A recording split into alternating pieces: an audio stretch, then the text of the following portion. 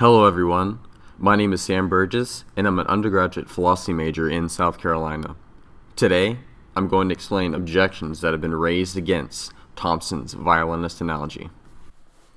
The first criticism of Thomson's violinist analogy comes from Francis Beckwith in his book Defending Life and is called the responsibility objection. This objection rests on the claim that there is a morally relevant difference between the violinist analogy on the one hand and the typical case of pregnancy on the other.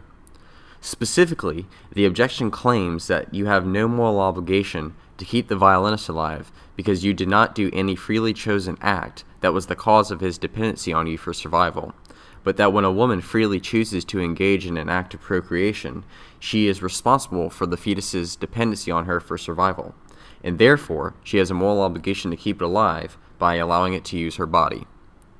For example, suppose the reason the violinist developed his sickness was that you freely chose to poison him. In this case, most people accept the claim that you have a moral obligation to let the violinist use your body to stay alive, since your freely chosen act of poisoning him caused his dependency on you for survival. But if you accept the claim that you have a moral obligation to let the violinist use your body to stay alive because your freely chosen act of poisoning him caused his dependency on you for survival, then moral consistency requires you to accept the claim that a pregnant woman has a moral obligation to let the fetus use her body to stay alive when she freely chooses to engage in an act of procreation. This is because her freely chosen act of procreation causes the fetus's dependency on her for survival. And if a woman's act of causing the fetus's dependency on her for survival is similar in ways that are morally relevant to causing the violinist's dependency on you for survival, then Thomson's analogy cannot justify the moral permissibility of abortion. Another dissimilarity objection to Thomson's violinist analogy comes from Christopher Kaiser in his book The Ethics of Abortion, and is called the stranger versus offspring objection. This objection rests on the claim that a woman has no moral obligation to keep complete strangers alive, but that she does have a moral obligation to keep her own children alive.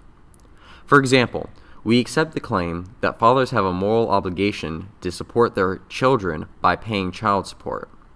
This is because fathers have a moral obligation to support their own biological offspring. But if we accept the claim that fathers have a moral obligation to support their own biological offspring through child support, then moral consistency requires us to accept the claim that a pregnant woman has a moral obligation to support a fetus in pregnancy. This is because the fetus she is pregnant with is her own biological offspring. And if a father's act of supporting his own biological offspring through child support is similar in ways that are morally relevant to a woman's act of keeping her own biological offspring alive in pregnancy, then Thomson's violinist analogy cannot justify the moral permissibility of abortion. The last objection to Thomson's violinist analogy is called the killing versus letting die objection.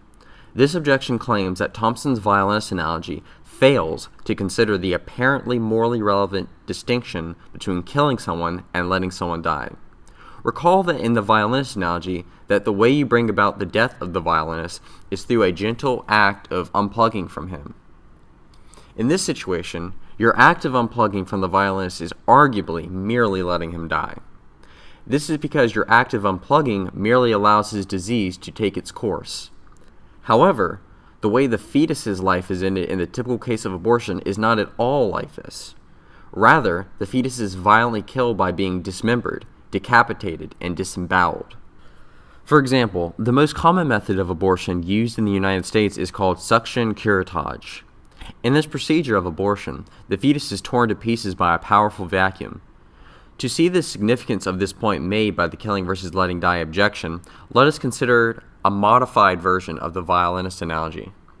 Suppose that the only way to free yourself from the violinist is if you put him through a giant grinding machine that would chop off his head, arms, and legs.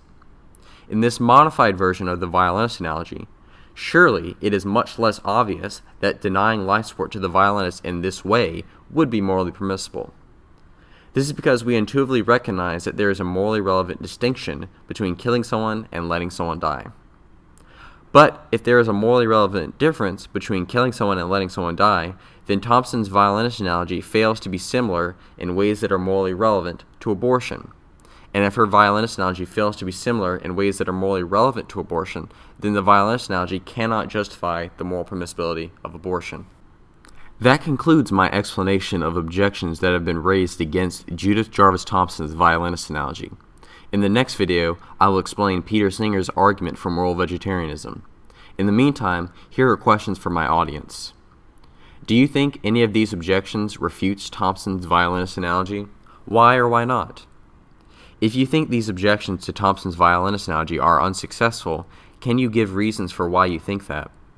Do you think a successful refutation of Thomson's violinist analogy can be made without a dissimilarity objection like the ones explained in this video? Why or why not?